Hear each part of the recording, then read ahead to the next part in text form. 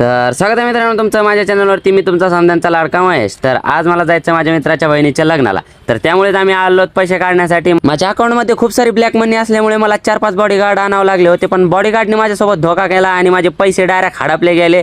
तर मी बिना पैशाचाच पोहोचलो इथे सिडको बस स्टँडवरती. आणि सिडको बस स्टँडवरतून माझे मित्र घ्यायला येणार होते मला, आणि माझे मित्र आले मला घ्यायला आणि आम्ही निघलो रेल्वे स्टेशनकडे, कारण आम्हाला जायचं होतं रेल्वेनं. तर आम्ही पोहोचलो रेल्वे स्टेशनवरती, पण ट्रेन आम्हाला सोडूनच जात होती कारण की आमच्याकडे पैसे नसल्यामुळे. पण आम्ही पण काय हार मारणार नव्हतो, तर आम्ही पळत पळतच सुटलो आणि धरली ट्रेन.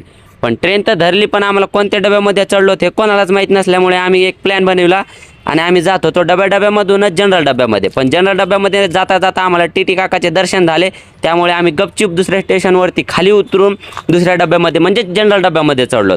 पण जनरल डब्यामध्ये इतकी गर्दी काय सांगावं तुम्हाला, की जसं काय पुढे भंडारा लागला असं नाही, भंडारा खायला चाललेत. तर असंच करत करत आम्ही पोहोचलो तिथे परतूरवरती.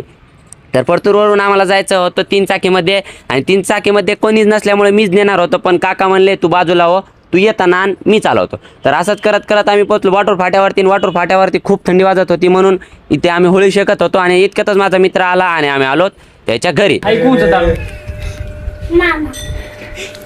मामात काही लुळो बात तो सही है.